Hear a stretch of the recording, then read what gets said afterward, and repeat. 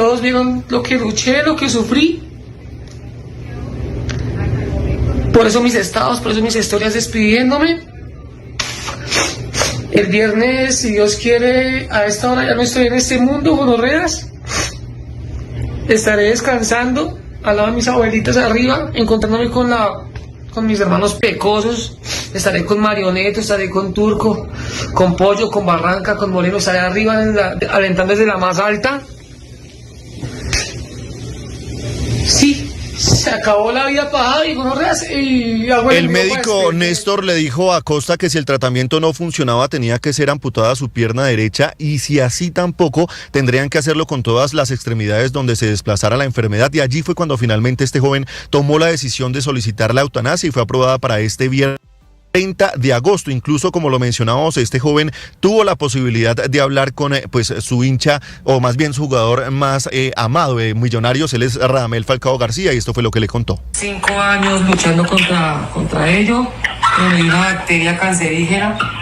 Es duro y pues ya pues no hay como una oportunidad de volver a caminar, de volver a ser como antes, de volver a nada de ello, ¿no, Tigre? Entonces, solo puedo decirte que tomé la decisión de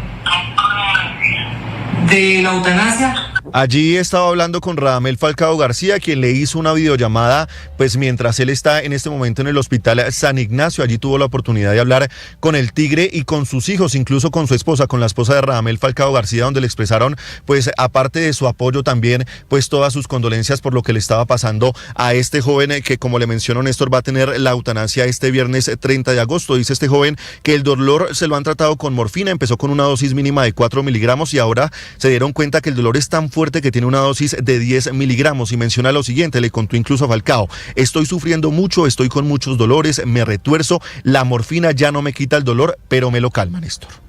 Felipe, gracias. Una muerte narrada a través de redes sociales, pero me parece, padre, pues aleccionador, valiente, sí, porque al final de cuentas se va con toda la dignidad del mundo. No soporta los dolores, la posibilidad de que le amputen todas las extremidades, que es el siguiente paso, pues eso obviamente. Néstor, tú también sabes que en el contexto de la fe cristiana y católica, la eutanasia... Falcao es cristiano, ¿no? Sí, claro.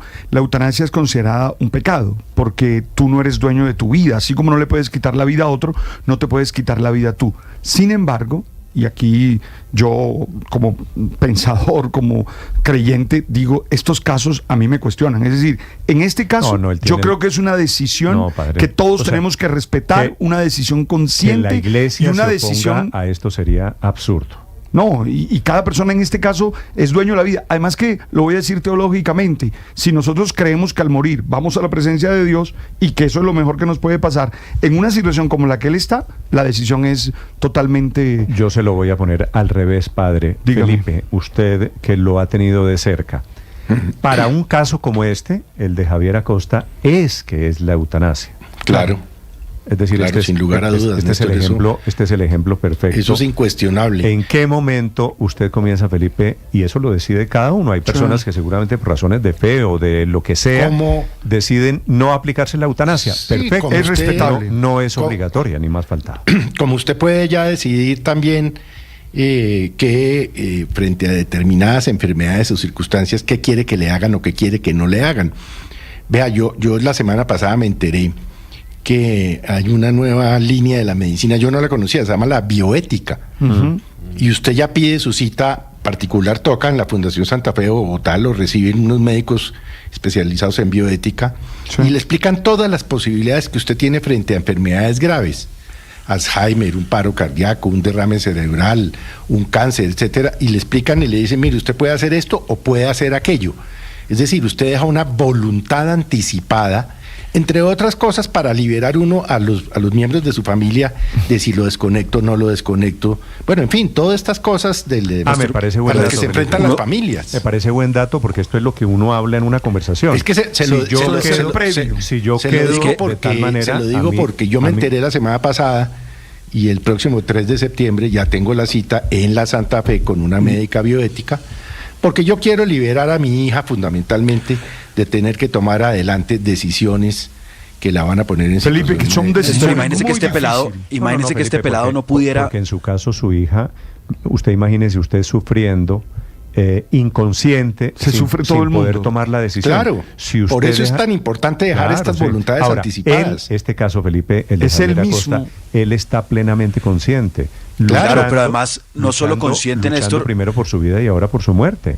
No solo consciente, sino se escucha, es un pelado lleno de vida, lleno de ganas de vivir y de luchar, y se nota que ha dado todas las batallas posibles, pero cuando usted lo enfrentan a la decisión de, para evitar morir más rápido, porque además la muerte es inminente, lo van a empezar a descuartizar, literalmente le empiezan a No, amputar todos no, sus no, miembros, no, pues eso es indigno, es que el dolor y el sufrimiento que se le viene Ahora. es indigno. Entonces imagínese que ese muchacho no pudiera escoger salir dignamente de esa situación, y en Colombia fuera ilegal la eutanasia. Imagínese el absurdo que eso No, sería por para fortuna- un por joven fortuna lo hay. Ahora, en esas condiciones. Padre, me regañan aquí algunos Sí, oyentes. sin duda. Sé que es un tema controvertido. pues la gente Pero- pero cada uno, lo que quiere decir es, la gente que está diciendo que ellos nunca se aplicarían la eutanasia. Se le respeta. por eso- sí, es Déjeme decirlo en esos términos, la conciencia es inviolable. O sea, uno no se puede meter en la conciencia de nadie a tomar y decisiones a mí, de vida por esa mí persona. me parece que este muchacho No. es valiente, haciendo con toda la dignidad del mundo. Yo pues, que normalmente me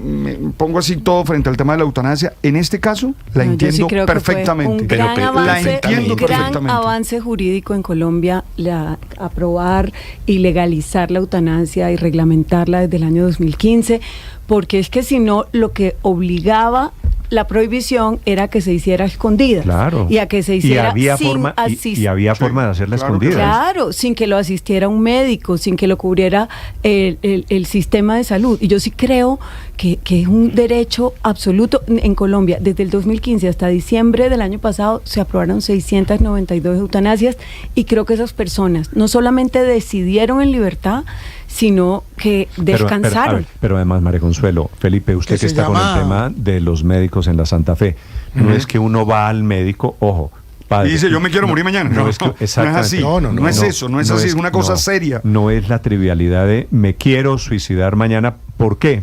Porque sí. No, hay que cumplir unos requisitos, hay que tener Pero tiene- unas valoraciones médicas y hay un desarrollo por cumplir, ¿no? Que es lo que dice, entre Sí, otras cosas, la lo que ley pasa es que la eutanasia, Pero ya, tiene- eso ya está bastante regulado en todos los hospitales y clínicas del país, ya tienen un comité de ética. En fin, eso no es que yo voy mañana y me interno en una clínica y digo, háganme la eutanasia. Sí, pero, Sí, ¿no? sí. pero la verdad es que el Y- proceso, Definición de eutanasia, Felipe. muerte digna, yo Claro. le di esa definición exacta. Es Muerte digna. Muerte médicamente asistida. Muerte Ok. asistida. Bueno, Muerte. etimológicamente, Y muerte digna. eu es bueno y thanatos es muerte. Es decir, es la buena muerte, etimológicamente. Muerte digna, exactamente, eso es. Es muy fácil, además. Le cuento, Néstor, que yo estoy en ese proceso. Usted llama a un abogado, él redacta un memorial, usted lo manda a Pero una toco notaría. madera, ¿y usted se por lo qué ay- está en eso? No. Porque uno tiene que pensar Pero, cualquier cosa. pero es, no, Sí, pero es claro. que es diferente el tema de Felipe y el suyo, el por si acaso, al tema de la eutanasia. Aurelio, ¿no? No, pero usted, por eso, pero cuando usted tiene que adelantar un proceso de muerte digna y decirle a sus queridos hijos y descendientes, maestrico, yo ya firmé muerte digna, procedan con calma y con tranquilidad. Señor, así es. Muerte digna, yo creo que eso es un avance de la humanidad. La muerte digna. Este muchacho, con todo el respeto que merece y el dolor que me causa, y además siendo hincha de Millonarios es el doble, ¿sí? Este dolor que me causa este muchacho ya debería hace rato haber Bueno, cursado pero un se aguantó, proceso de Aurelio, eso muerte sí digna. es, cada uno Sí. se aguantó. Esa 600, sí. narración que tenemos es que lleva con ese cáncer que se lo está comiendo literalmente Literal. 4 o 5 años, Ricardo, ¿no? Un poco más incluso. Y ahora se vuelve muy visible el caso porque la eutanasia se la practican pasado mañana. Y un detalle por la adicional. llamada de Claro. Falcao García. Mire, Néstor, de esos 692 casos de los que estaba hablando María Consuelo, por lo menos de manera viral o públicamente, 2 aficionados han estado ligados a una historia como esta, despidiéndose a través de Millonarios. Uno que fue al Campín, ustedes recordarán, en una silla de partido, ruedas, claro. a ver un partido de Millonarios. Claro. Todo el plantel lo rodeó, lo acompañó, y de alguna manera fue ese último deseo de sentir ese alivio o esa alegría de acompañar a su equipo del alma.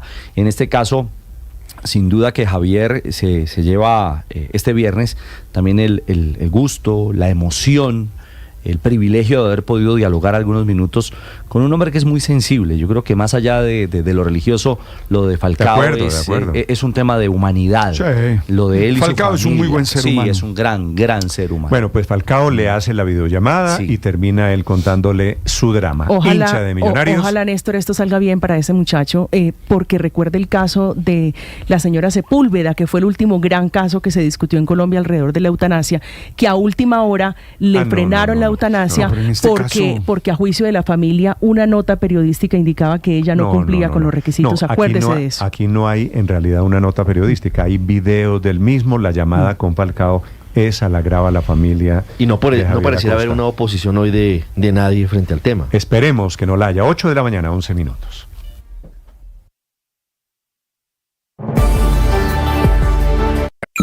Escanea este código y suscríbete a nuestro canal de YouTube, @Blue Radio Co. Y disfruta y participa de la programación de Blue Radio. Blue Radio, le ponemos cara a la radio. Blue Radio, la alternativa.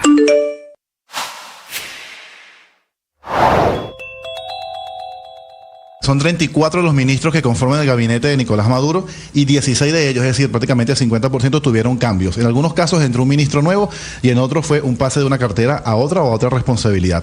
Entre lo más destacable está Delcy Rodríguez, que sigue siendo la vicepresidenta ejecutiva, pero además ahora será ministra del Petróleo. Antes era ministra de Finanzas, ahora será ministra del Petróleo. También destacan 2 gobernadores que dejan sus regiones para ser ministros. Héctor Rodríguez, quien era gobernador de Miranda, acá muy cerca de Caracas, el estado, uno de los estados más importantes del país, ahora es ministro de Educación, y Eduardo Piñate, que estaba en el fronterizo estado Apure, ahora es ministro del Trabajo. Quien era presidente de PDVSA, Pedro Tellechea, militar, ahora es ministro de Industria, y un ex opositor que se unió al chavismo hace algunos años, Ricardo Sánchez, que como dato anecdótico era el diputado suplente de María Corina Machado en aquella legislación del 2015.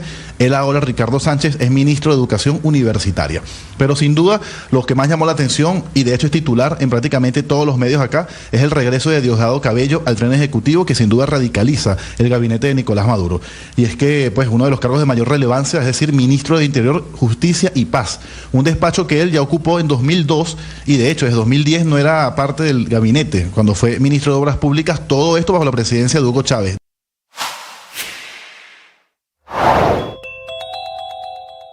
La última movida judicial del expresidente Álvaro Uribe Vélez no salió como él esperaba.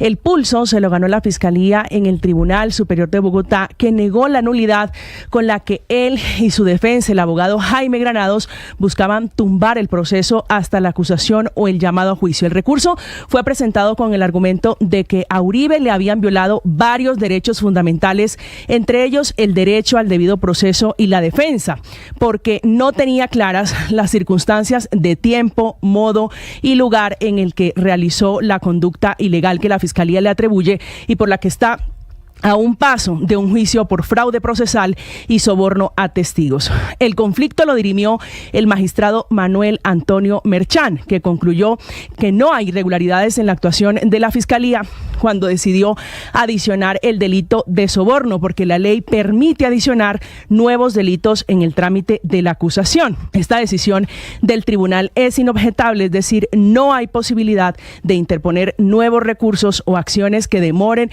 o impidan el inicio del juicio, que en este caso prescribiría el 8 de octubre del 2025. Por eso, el efecto inmediato de esta decisión de la Sala Penal se verá el 6 de septiembre, cuando Uribe vuelva al banquillo de los acusados.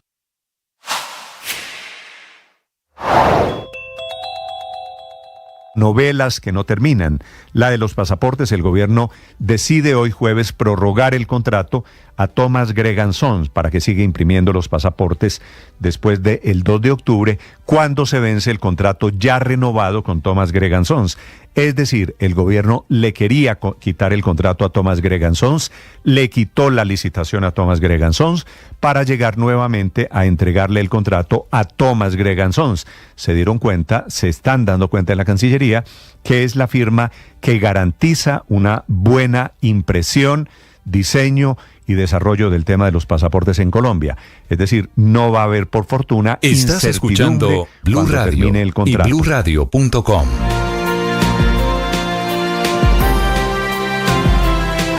8 de la mañana, 15 minutos. Atención, la Conmebol acaba de imponer sanciones a los jugadores de Uruguay los de el agarrón, los de la pelea con la barra colombiana en el partido semifinal de la Copa América, Ricardo. Bueno, ustedes recordarán que fueron grotescas las imágenes. Los jugadores peleando con los hinchas colombianos. Claro, que saltaron a la tribuna, ellos decían, adujeron que sintieron inseguridad, agresión contra familiares, mujeres, niños. Bueno, pues ese episodio por parte de la unidad disciplinaria de la Conmebol ya tiene un fallo. Atentos. 3 partidos de sanción a Matías Olivera, Ronald Araujo y Josema Jiménez. Es decir, no estarán por eliminatorias ante Paraguay, Venezuela y Perú. 4 partidos para Rodrigo Bentancur.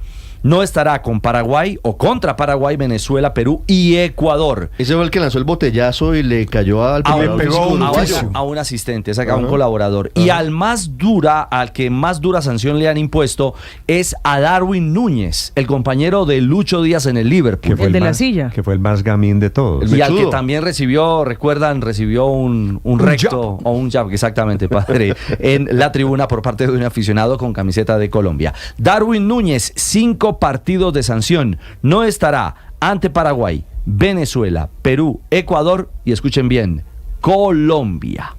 Nos salvamos. A Darwin no lo tendremos que enfrentar. ¿Cuándo es el próximo partido en eliminatorias Colombia-Uruguay? Colombia-Uruguay será en la doble fecha del mes. Estamos en octubre, noviembre. En el mes de noviembre, porque Colombia tendrá doble fecha ahora en septiembre, tendrá doble en octubre. En noviembre nos veremos la cara con los uruguayos. Y sin sanción deportiva, pero sí económica, ojo, a ellos también les tocan el bolsillo, pero sin sanción deportiva y les sancionan con $5,000 a cada uno, Santiago Mele, el arquero del Junior, que también estuvo ahí inmiscuido, Matías Viña, Sebastián Cáceres, Emiliano Martínez, Facundo Pelistri y Brian Rodríguez. En total, la Asociación Uruguaya de Fútbol y 11 de sus jugadores recibieron sanción económica, un monto global de $120,000. Ahora, lo económico es lo de menos, lo importante es la sanción. Para quienes defendieron, para mis amigos que en ese momento defendieron la agresión de los uruguayos. Que la justificaron. Al final, sí, exactamente. Al final de cuentas, esta es la sanción, este es el epílogo. Se iban demorando un poquito, me parece a mí. Sí, ¿no? claro que se tardaron. ¿2 meses? Mes y medio. Sí, claro, es que la Copa pasó ya hace rato, Uruguay quedó eliminada y sume a este grupo de jugadores, recuerdan a uno de los dirigentes desde un palco que tiró cosas, intentó agredir. Hielo y agua. Ese señor se llama Marcelo García. El gordo. Exactamente. Que estaba de blanco, una camisa blanca ese día. El gordo García, podríamos decirle, no podrá ingresar a competiciones Conmebol, es decir, está borrado de los estadios para eliminatorias y todo lo demás por 6 meses. Me repite, a ver, entonces, Darwin Núñez. 5 partidos, $20,000 de sanción. Rodrigo Bentancur. 4 partidos, $16,000 de sanción. Matías Oliveira, Ronald Araujo y Josema Jiménez. 3 partidos y $12,000 cada uno a pagar por el incidente. Sebastián Cáceres, Matías Viña, Emiliano Martínez, Brian Rodríguez, Santiago Mele, Facundo Pelestri. $5,000 cada uno por irse a las manos. ¿Y el gordo García? Sí, señor, 6 meses fuera de cualquier posibilidad de ingresar a escenarios de competiciones de Conmebol. Para quienes están, ¿se acuerda que decían es que los hinchas colombianos los provocaron? Y no, es que no se pueden comparar. Es decir, no se puede. No se pueden igualar a los borrachos de la tribuna. No. Era lo que decíamos manera. en ese momento. Sí, el argumento es que se metieron con los hijos y con la familia, ¿se acuerda? Esta es la decisión. Que me parece histórica. Esto queda desmantelada la selección de Uruguay por un rato largo. Es un golpe, por lo menos en 3 partidos. Duro. Claro, es un golpe muy duro y para 3 partidos no cuenta con todos ellos. Claro. Para 4 algunos ausentes, como les decíamos, en especial Rodrigo. Nos alcanza a tocar la colita de las sanciones. Con Darwin Núñez. Ok, perfecto. Exactamente. Muy bien, Ricardo, vamos a Venezuela, 8 de la mañana, 10 minutos. Novedades, noticias esta mañana, atención, en Caracas sobre el abogado Perkins Rocha, que desapareció en las últimas horas, el asesor jurídico de María Corina Machado, Santiago Martínez. Sí, Néstor, 22 horas han pasado ya desde la última vez que se supo de Perkins Rocha. Ocurrió ayer a las 11 de la mañana, aquí ya son las 9:20 de la mañana. Él estaba por la urbanización Las Mercedes, Avenida Río de Janeiro, al sureste de Caracas, y al parecer lo que se ha comentado es que hombres armados, vestidos de negro, sin identificarse, bajaron de un vehículo, lo interceptaron, lo subieron a ese vehículo con rumbo desconocido. Eso ya lo hemos visto en otros procedimientos similares a otros políticos que han detenido, sobre todo después del 28 de julio. Lo vimos con el caso de Freddy Superlano, por ejemplo, lo hemos visto con otros, y luego a las horas o a los días pues se conoce que estarían en el helicoide o en la sede del IGECIN, y pues serían pues en un juicio político en este caso. De hecho, hay acaba de convocar rueda de prensa el fiscal general Terry William Saab en horas del mediodía. Imaginamos que va a hablar sobre este caso, pero en sí, a esta hora, 9:21 de la mañana aquí en Caracas, ya son casi 24 horas, 22 para ser exactos, desde que Perkins Roche desapareció. Asesor jurídico de Margarita Machado, asesor jurídico de la plataforma unitaria, representante de la oposición ante el CNE, de los más cercanos a Margarita Machado, que ayer fue detenido, para la oposición secuestrado o desaparecido, y aún se desconoce dónde se encuentra. Néstor. Ustedes tienen hoy en Caracas, en Venezuela, nuevamente día de marcha, Santiago. Sí, también, Néstor, el chavismo convocó de Plaza Venezuela al Palacio de Miraflores, es decir, hacia el centro de la ciudad, sobre mediodía, y la oposición llama a concentrarse en el Teatro de Chacao. Esto es al este de la ciudad, no había posibilidades de cruce, e imaginamos que Margarita Machado, como ha ocurrido en las últimas dos concentraciones, las últimas dos convocatorias, va a estar allí y daría un discurso. Eso podría ser después del mediodía, sobre las 12 o 1 de la tarde, y el chavismo siempre habla Nicolás Maduro ya entrada la tarde. De lado y lado las manifestaciones, hoy se está cumpliendo un mes desde las fraudulentas oposiciones, hoy hace exactamente un mes. Sé que tenemos una invitada desde Caracas, pero hablando de efemérides, hoy el periódico El Tiempo trae el hace 25 años, el 28 de agosto de 1999. ¿Qué pasó hoy hace 25 Hugo años? Chávez avanzaba en la forma en la que cambiaba el Poder Judicial, cambiaba los poderes en Venezuela, y se avisoraba una asamblea constituyente en medio de los vientos que ya hablaban de lo que podía pasar, y lamentablemente ha ocurrido. Hace 25 años. Néstor. Así fue que comenzaron papá y mamá. 8 de la mañana, 22 minutos. Doña María Constanza es la esposa de Perkins Rocha. Doña María Constanza, buenos días. Buenos días, muy amables. Usted, gracias por atendernos. Sé que está viviendo momentos muy duros. ¿Ha tenido alguna información de su marido? ¿Alguien le dice algo? ¿Dónde se encuentra? ¿En qué condiciones fue detenido o secuestrado? Nadie nos dice absolutamente nada. Desde ayer a las 11:08 de la mañana, que fue el último mensaje de texto que intercambiamos, no sé nada de él. Al igual que ustedes, me entero por la prensa, por Noticia Criminis, como decimos los abogados, de lo que está sucediendo. Leí en un tuit de una periodista muy, muy seria, Ibelliza Pacheco, que lo habían detenido en el Farmatodo de Las Mercedes. 2 camionetas, él andaba en la de él. Se lo llevaron, aparentemente ofreció algún tipo de resistencia. No hemos logrado conseguir ni un solo video de ese momento, cosa que nos sorprende porque esa farmacia es particularmente concurrida, y sobre todo a esa hora cercana a mediodía. Extrañamente no tenemos ningún registro gráfico de su detención, tampoco tenemos registro de la violación a nuestro hogar, porque yo no voy a hablar de allanamiento, porque los allanamientos implican una orden judicial para ingresar en una morada. ¿Hay algo que haya hecho su marido, el señor Rocha, diferente a asesorar a María Corina Machado, a militar en la oposición, que ustedes puedan suponer origina esta captura, este secuestro? Mire, el secuestro de Perkins es el secuestro de todo un país, por decir la verdad. Unos están secuestrados tras las rejas, desde ayer mi marido es un secuestrado tras las rejas, pero el resto de Venezuela está secuestrado. Los 7 millones que votamos estamos secuestrados, porque intentan callarnos, intentan ocultar la verdad. Entonces Perkins no ha hecho nada distinto en su vida privada a lo que hace en su vida pública. No ha hecho nada en privado que no pueda defender en lo público. Y sabemos, porque el vigilante de nuestro edificio fue llevado como testigo a la ilegal intromisión en nuestro apartamento, que se llevaron sus computadoras, sus maletines de trabajo.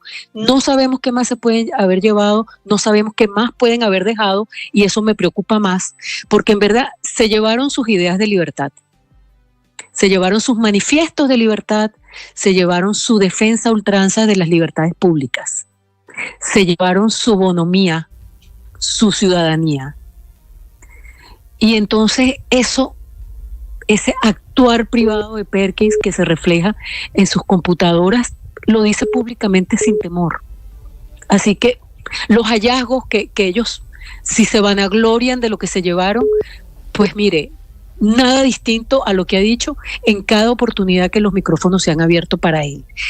Indignación siento yo porque más allá de lo que se llevaron, es que personas como esas, de esa calaña, hayan tenido acceso a nuestra intimidad, a las fotos donde estamos con nuestros hijos, a los sitios que disfrutamos con nuestros hijos, porque ese es nuestro hogar. Ahí están nuestros recuerdos físicos y emocionales. Y entonces la verdad es que el alma la tengo rota no por lo que se llevaron, sino por lo que pudieron ver allí. Y allí lo que hay es un hogar, una familia de 2 padres trabajadores, de 3 hijos maravillosos. Y yo me siento muy violada por ese hecho. Y esa es la única lágrima que voy a derramar por la violación a mi intimidad.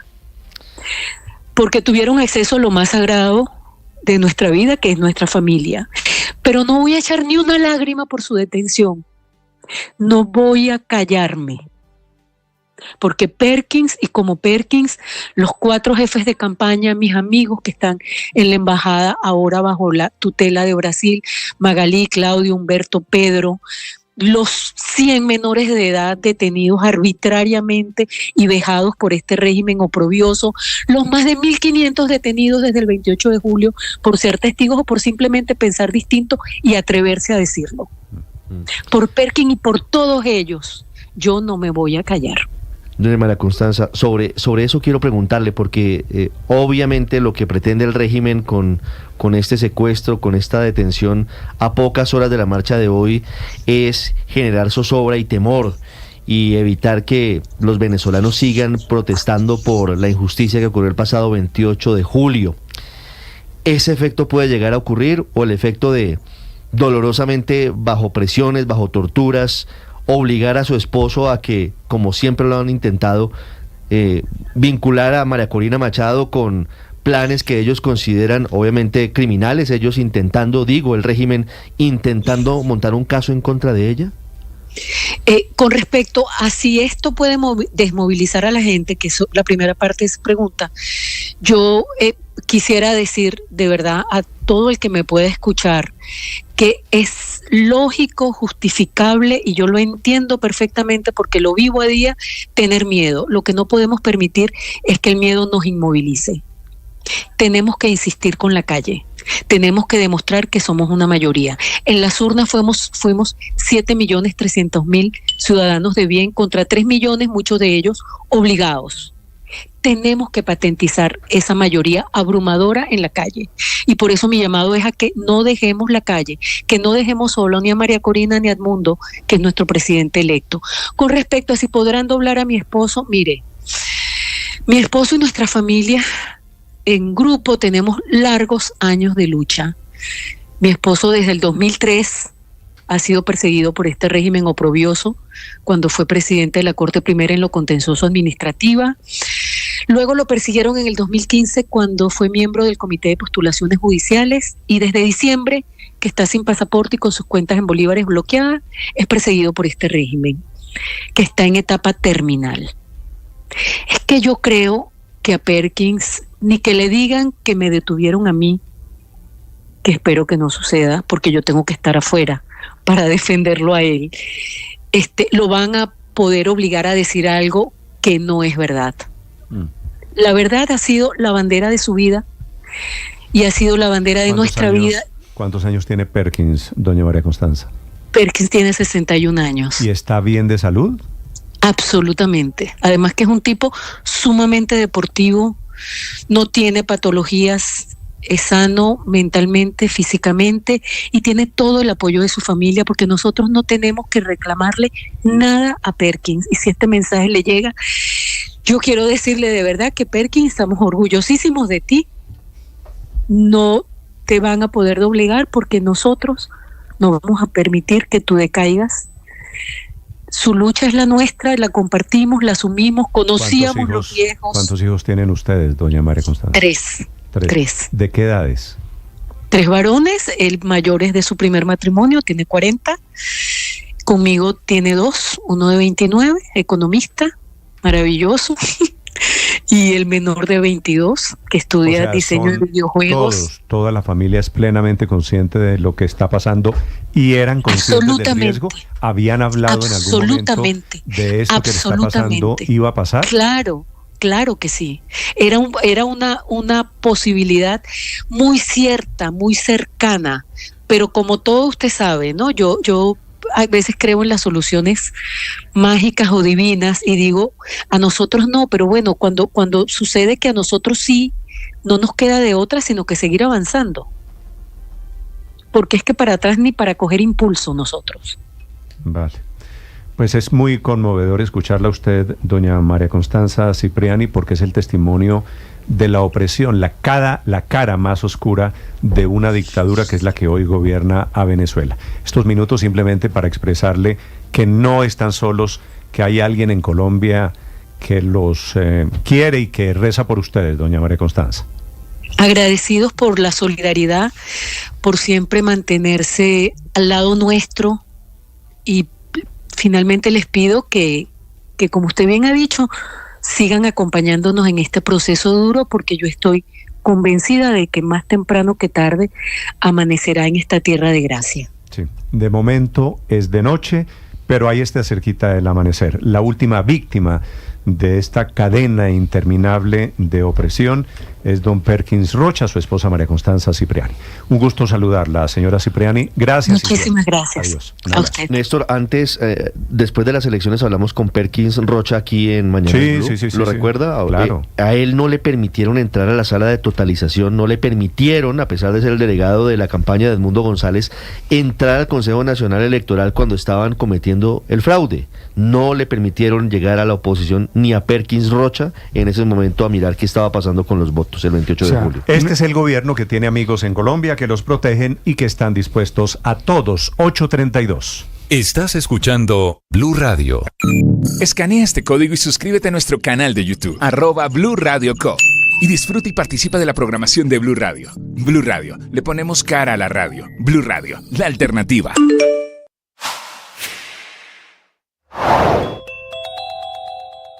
El gobierno desiste del proyecto de inversiones forzosas, pero crea una inmensa polémica con otro proyecto, una ley de jurisdicción agraria para crear jueces que resuelvan los conflictos y las peleas por reclamación de tierras en Colombia, un tema que se presta para toda clase de interpretaciones.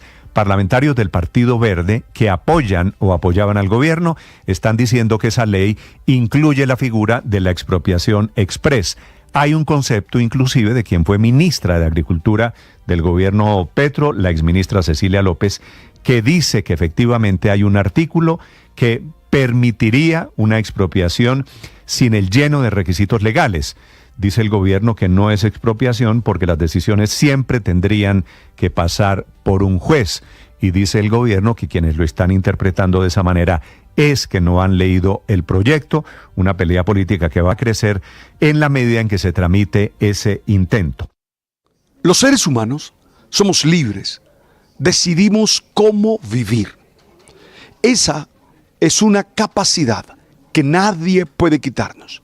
Decidimos cómo afrontar la realidad. Aún las personas que por distintas situaciones viven bajo presión, viven bajo esclavitud, siempre tienen la capacidad de decidir cómo eligen, cómo enfrentan esa situación. Pero ser libre nos hace entonces asumir las consecuencias de nuestras palabras, actitudes, decisiones, acciones. Eso se llama ser responsable.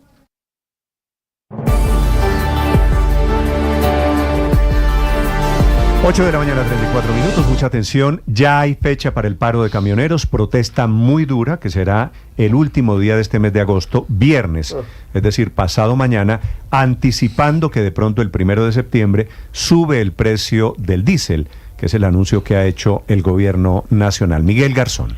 Néstor, sí señor, viernes 30 de agosto, 6 de la mañana es la fecha y la hora que están proponiendo los camioneros, la Asociación Colombiana de Camioneros, para realizar esta jornada de caravanas en protesta pacífica. Dicen ellos, hay que recordar que esto es pues ante el aumento del precio de la CPM que se decretó o que se anunció para finales de agosto. Por eso los representantes de los transportadores se reunieron ayer martes con la Cámara Intergremial de Transportadores Unidos para discutir las posibles acciones, y ya se sabe que va a ser el próximo viernes 30 de agosto a las 6 de la mañana. Los transportadores están advirtiendo que el aumento de la CPM podría elevar los precios de los fletes en un 20 y un 30%. Por eso habla el presidente de Fedetranscarga, Henry Cárdenas, quien dice que el 99% de los transportadores no están de acuerdo con estas alzas. Nosotros, todos los transportadores del país, hemos hablado entre todos, hemos socializado, y el 99% no están de acuerdo que le suban el ACPM porque estamos pasando por momentos muy difíciles en nuestro país. La economía ha declinado y nosotros como transportadores tenemos menos carga para movilizar. Eso significa que hay una sobreoferta vehicular en estos momentos y que estamos trabajando prácticamente a punta de oferta y demanda, y esto hace que las tarifas den hacia la baja. Si tenemos un sobrecosto como el alza de la CPM, vamos a terminar parando los vehículos porque no nos va a ser rentable, y peor aún, nos tocará pagar con el mismo vehículo los combustibles que se utilicen. Mire, Néstor, y es que están pidiendo a los transportadores de buses urbanos, de rutas escolares, de turismo y los buses intermunicipales que se unan a esta jornada de protesta que, como dicen ellos, va a ser pacífica y, como lo habíamos informado hace unos minutos, va a ser el próximo viernes 30 de agosto desde las 6 de la mañana. Gracias, Miguel. 8 de la mañana, 37 minutos. Hablando de noticias económicas, atención, el presidente Petro está proponiendo otra vez imprimir billete, que hoy es una decisión del Banco de la República, imprimir dinero para financiar a las víctimas de la violencia en Colombia. Originado esta propuesta, Víctor, en el informe de la Procuraduría, Contraloría y la Defensoría, que dicen que costaría una fortuna la reivindicación, la indemnización a las víctimas de la guerra en Colombia. Y respondiendo a un artículo de prensa, el presidente Petro en sus redes sociales, en su cuenta de X, está reviviendo, Néstor, su vieja idea de que el Banco de la República emita plata, prenda la máquina de imprimir billetes para financiar cosas del presupuesto general de la nación, en este caso para reparar a las víctimas. Voy a leerle el mensaje que pone en este momento el presidente Gustavo Petro. Comillas: Procuraduría, Contraloría y Defensoría dicen que la reparación de las víctimas costaría 334 billones de pesos y que el programa está retrasado. Tienen razón. Con 2 billones de pesos anuales invertidos en reparar víctimas, nos demoraríamos 150 años en repararlas. Esta es una de las grandes hipocresías nacionales. La reparación de las víctimas en Colombia no se puede realizar si no se utilizan otros instrumentos del Estado, que es el responsable de la indemnización, diferentes al presupuesto nacional. Para reparar las víctimas en el corto plazo, en el plazo de su vida, es necesario, y esta es la propuesta del presidente, emitir dinero por parte del Banco de la República. Alguna vez lo propuse en medio de la burla ignorante en el periodismo y la derecha. El cupo de emisión anual que realiza el Banco de la República debería, en efectivo o bonos, dirigirse en primera instancia al largo listado de las víctimas de la violencia en Colombia. Eso significa que por un tiempo de 10 a 15 años, el señoriaje de la emisión pasaría del sector financiero a víctimas de la violencia, un hecho que tiene ejemplos en otros lugares del mundo y que es el propio en un país que ha vivido 75 años bajo la violencia. Cierro comillas, ahí termina el mensaje del presidente insistiendo en que el Banco de la República emita dinero, una propuesta que, Néstor, pues ha sido históricamente cuestionada por analistas, por sectores académicos, además por casos que han ocurrido no muy lejos de Colombia, como el caso Argentina, las presiones inflacionarias que eso generó, y para no ir muy lejos, el caso de Venezuela. Veremos entonces cómo reaccionan ante esta propuesta del presidente Petro, además teniendo en cuenta, Néstor, hoy el gobierno no tiene mayorías dentro de la Junta Directiva del Banco de la República. Hoy esto es como... ¿no? Pues,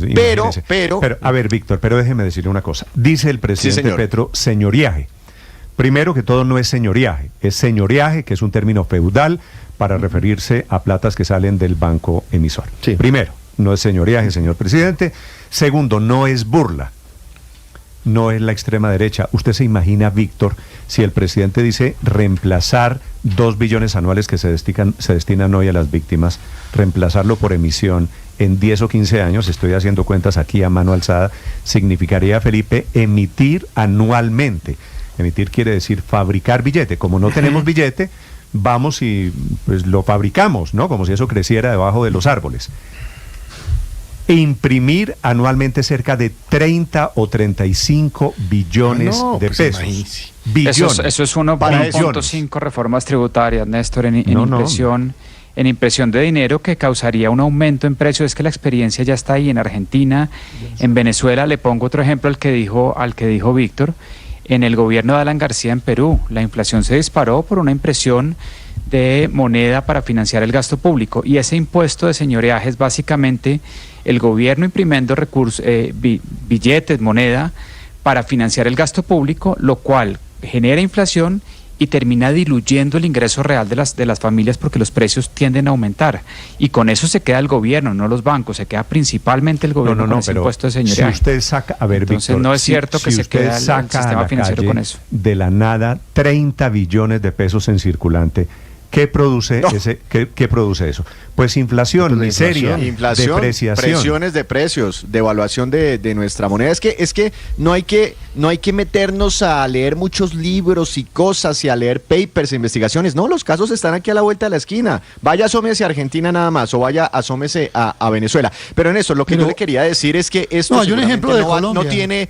No tiene eco hoy en el Banco de la República, pero hay que tener en cuenta algo, y es que yo creo que por allá en el mes de enero el presidente Petro tiene la facultad para hacer 2 designaciones en la Junta Directiva del Banco de la República, y con esas 2 designaciones, eso le toca a cada presidente. El presidente de turno, cuando llega a la mitad de periodo, puede hacer esos cambios en la Junta Directiva. Con esas 2 designaciones, el presidente Petro quedaría con una mayoría en la Junta Directiva del Banco de la República. Que no es suficiente, pero que no es suficiente. ¿Usted cree que la no es suficiente, Víctor? A ver, Víctor. No es suficiente porque para la emisión Petro, con mayorías en el Banco de la República, ¿podría hacer algo de este estilo?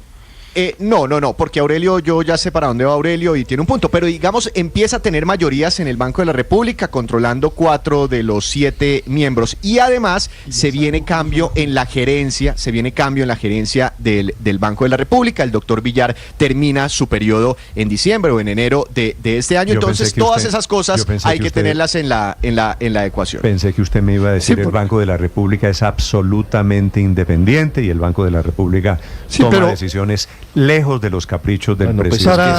Para emisión necesita, pero para al gobierno.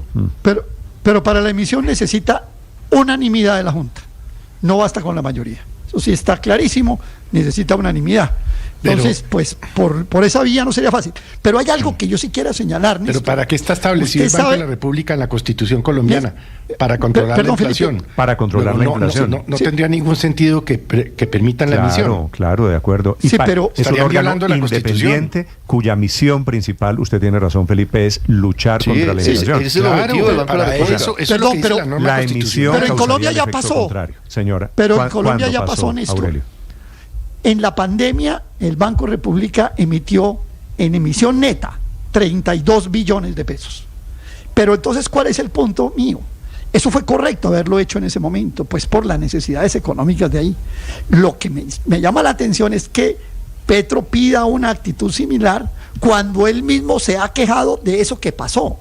Entonces, encuentro es una contradicción. No, en Colombia, ustedes pueden revisar los M1, los M2 y los M3 y todos los índices monetarios y encuentran que en la pandemia la emisión neta fue 32 billones de pesos. Y después la distorsida de esto, pues, o sea, todo el mundo sabe qué ha pasado. Entonces, me extraña es que, habiendo Petro, por ejemplo, sacando pecho por la rebaja de la inflación, fruto de la elevación de las tasas de interés, que fue para corregir esto que estoy diciendo, ahora vuelve a insistir en lo mismo. Eso es contradictorio. ¿Cuánta plata, cuánto circulante hay en Colombia, en la economía colombiana, en los mercados colombianos, Paola? Pues yo creo que estamos alrededor de los 70 billones de pesos, según incluso, por lo menos de efectivo. Si el presidente propone, estamos en 70 billones, si el presidente propone emitir 30 y pico al año, querría decir meterle más o la mitad más o menos del circulante que hay. Claro, no tendría, claro, casi la mitad, no tendría tampoco ningún sentido porque efectivamente el riesgo es eso de la hiperinflación, lo que ha pasado en otros países, Néstor, en Argentina y Venezuela, como lo mencionaba Víctor, pero aquí de verdad se queda uno pensando que no salimos de una idea loca, lo de las inversiones forzosas, para meternos en otra idea igual descabellada, que es esto de prender la maquinita para que el Banco de la República comience a imprimir nuevamente billetes, en este caso para reparar a las víctimas, que una cosa sí es cierta, yo no conozco a la primera víctima que la hayan reparado, que le hayan efectivamente dado plata y todas están Ahora, en veremos. si la- y ese si la cálculo del pobreza- presidente Hay varias, tiene hay varias. razón, Yo que es conozco- una de las grandes hipocresías. Pero Sí, Néstor, conozco varias, mire, Paula, pero pero por fortuna no, no pero va a eso es pasar otro tema. absolutamente. Le iba- no, el tema sí, de pero si por hay- fortuna no va a pasar absolutamente Luis nada de Ernesto, lo que dice el perdóneme. presidente. Le iba a decir a Paola, si el tema de la pobreza, Felipe, se arreglara imprimiendo billete, pues no había pobreza, ¿no? Pues Claro. porque usted dice, si esto Claro. es tan fácil como sacar dinero de una máquina, Por pues eso terminan entonces- dándole a las víctimas un papel sin valor, pues porque el valor se pierde en la medida en que cometieran semejante exabrupto económico. Pero miren, Néstor, por fortuna el Banco de la República en Colombia es independiente, ha sido independiente, seguirá siendo, y por eso no va a hacer caso, va a hacer caso omiso a este nuevo globo económico que hace el presidente. ¿Con qué propósito lo hace? Es un globo distractor para que el elefante en la habitación, que es básicamente que la plata la tienen, solo que no la ejecutan, no se vea. ¿Cómo es posible que el presidente hable de la reparación de víctimas cuando al Ministerio de la Igualdad le han dado más de 1,5 billones entre funcionamiento e inversión y han ejecutado el 1%, un poco más del 1% en funcionamiento y en inversión cero? Entonces, ¿de qué estamos hablando? ¿De imprimir papel, dinero? ¿Para qué? Para que no lo ejecuten. Entonces, realmente estos son globos distractores del presidente, siempre ideas desafortunadas, lamentablemente, pero por fortuna en Colombia tenemos instituciones sólidas y por eso nada de eso va Eso a no es pasar. viejo, ¿no? Eso no es viejo. El presidente Petro lo dijo hace un año en el Consejo Nacional de Convivencia y Reconciliación, donde planteaba que tenían que reparar a las víctimas como parte fundamental del acuerdo nacional cuando él estaba en plan de acuerdo nacional, o decirle al país la verdad de que no se quería reparar a las víctimas. Pero fíjese, María Camila, Todas las ideas. que el tema no es si reparar o no a las víctimas, el tema Sí, es es si emitir o no, emitir o no. que es la propuesta que hace el presidente. Pero además la Petro. independencia del Banco de la República, que quedó muy clara en la Constitución del 91, ha sido uno de los pilares de la estabilidad macroeconómica de Colombia. Entonces, realmente amenazar dándole órdenes al Banco de la República desde el Twitter, pues realmente es desconocer la importancia de esta institución en la economía. ¿A usted le Cada gusta, vez que Héctor, el- la idea del presidente? No, por supuesto que es pésima idea, pero cada vez que el presidente sale con una idea yo me devuelvo como a los años 60 y 70. Esto es como años míos de infancia y de juventud, porque eran los Lleras, era López Miquelsen, era Turbay los que decían impriman, que prendan la maquinita. Me acuerdo que era esa expresión la usaba el expresidente López Miquelsen, que prendan la maquinita. Y claro, por fortuna la Constitución del 91 adoptó una serie de correctivos para que ese tipo de cosas no pasaran, pero bueno, con el tema de la reforma agraria y todo, o sea, yo creo que si cogemos la grabación de un programa radial de 1968, los temas son los mismos y las propuestas gubernamentales que el presidente era Lleras Restrepo eran las mismas de Petro, y bueno, esas salieron mal, y esta pues por supuesto saldría mal. Ahora hay una ventaja que no había en ese momento, y es que pues el presidente no la puede hacer realidad. Antes sí podían, antes el expresidente López Miquelsen y Turbay prendían la maquinita y arrancaba entonces la inflación, y por eso llegamos a tener inflaciones de 36% y cosas de ese estilo.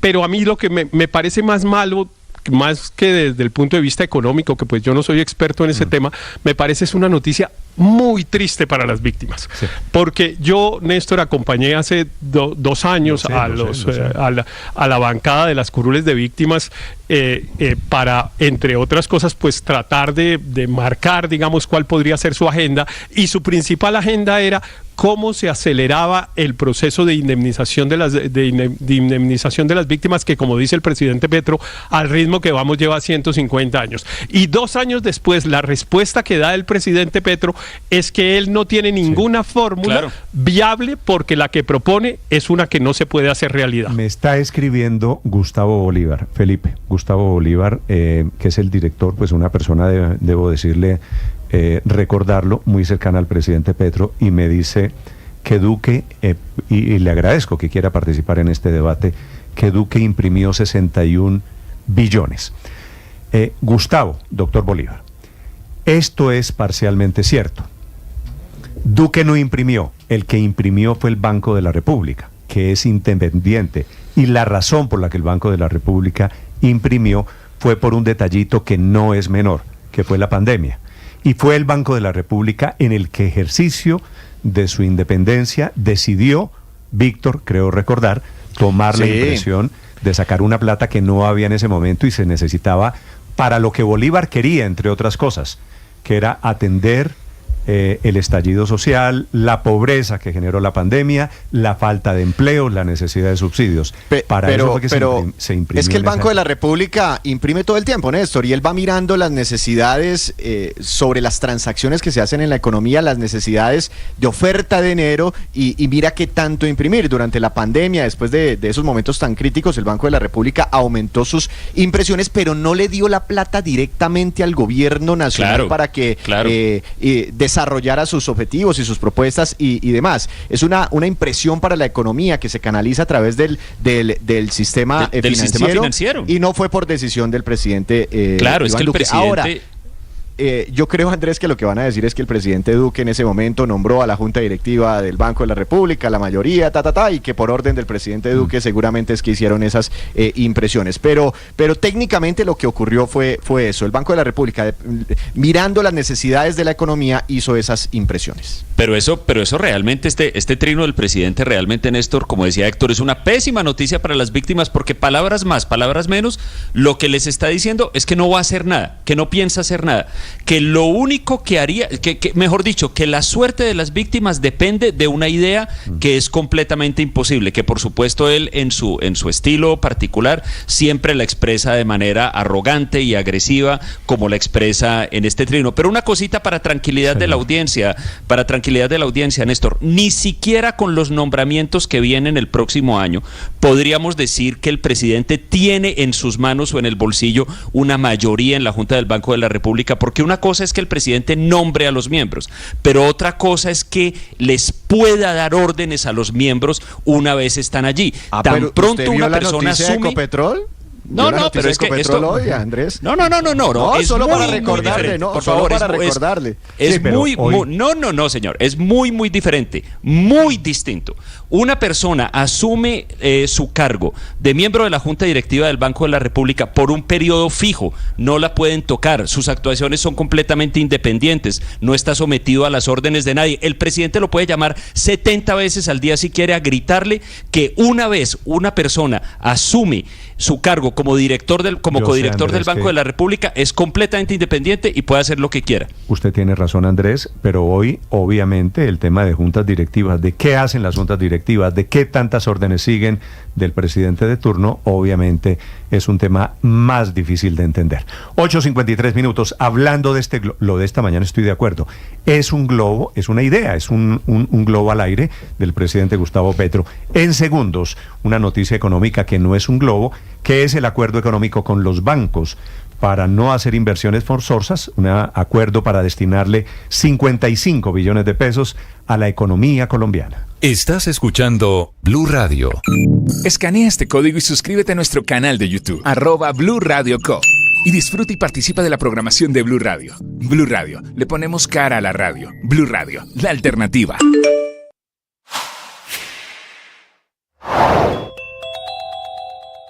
Pitos y aplausos pues por el gran pacto nacional por el crédito, acuerdo que efectivamente fue suscrito en las últimas horas entre el gobierno y los bancos tras 19 reuniones y la intervención de gremios, analistas, exministros, centros de pensamiento y la directora del Departamento Administrativo de la Presidencia, Laura Sarabia. Pacto en los que los bancos se comprometen a prestar 55 billones adicionales en los próximos 18 meses a los sectores priorizados por el gobierno, como manufactura y transición energética, que va a recibir 35 billones de pesos, vivienda y construcción, 8 billones, agricultura, 6 billones, economía popular, 3 3.4 billones de pesos y turismo 1.6 billones de pesos. 55 billones adicionales que se suman a los cerca de 195 billones en crédito para un gran total de 250 billones en préstamo, un crecimiento del 28% frente a lo proyectado en un comienzo y que serán la gran punta de lanza de la reactivación de la economía tras 2 años de vacas flacas y con pronósticos igual de sombríos para este año, donde hablan de un crecimiento de alrededor 1.7% para este 2024.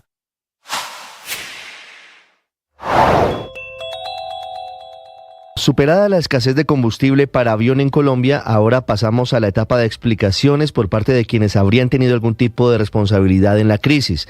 Terpel, distribuidora de combustible señalada por el presidente Gustavo Petro como la responsable de la incertidumbre en el sector aeronáutico, se defendió asegurando que Ecopetrol entregó 26.3% menos de la cantidad de combustible Jet A1 solicitada en junio, julio y lo corrido de agosto, lo cual se traduce, dicen ellos, en que en ese periodo Terpel pidió 2.286.807 barriles, de los cuales Ecopetrol únicamente entregó 1.685.389. Ecopetrol respondió anoche desmintiendo lo señalado por Terpel, por una parte asegurando que durante ese periodo entregó el 99% del combustible para avión solicitado por el mercado. Agregó que desde 2022 no recibe confirmación de compra de gasolina jet importada por parte de los distribuidores, mientras que el ministro de Energía, Andrés Camacho, dijo que Terpel pidió combustible jet A1 que sobrepasa en un 26% su capacidad instalada.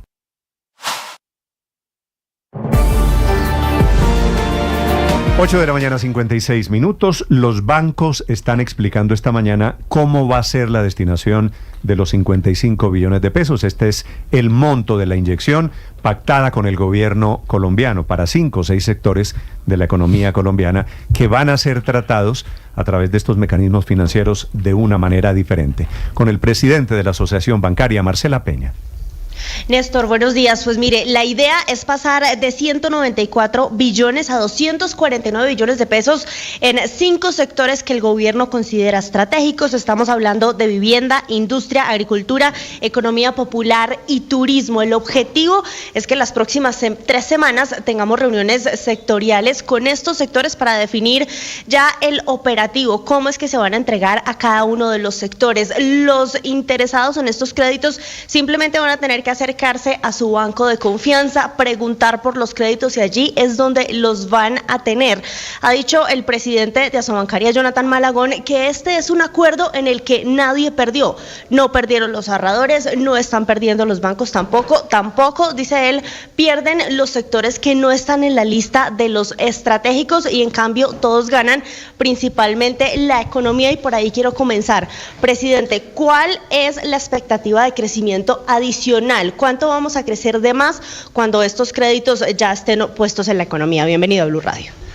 Marcela, muchísimas gracias. Un saludo especial para ti, para Néstor, para toda la mesa de trabajo. Estoy muy contento de estar de vuelta en los micrófonos de Blue.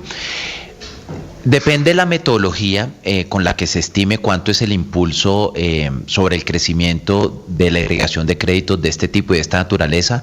Es cerca de 3 puntos del PIB de crecimiento en crédito para estos sectores, y teniendo en cuenta a través de cálculos de la matriz insumo-producto y de los multiplicadores de estos sectores sobre el resto de la economía, los cálculos de Asobancaria nos dicen que en los próximos 18 meses esto puede representar un crecimiento de el 1% del PIB en términos reales, es decir, si la economía está creciendo a cerca del 2 o el 2.5, por cuenta de esta dispersión de crédito, estaríamos recuperando los niveles potenciales de crecimiento.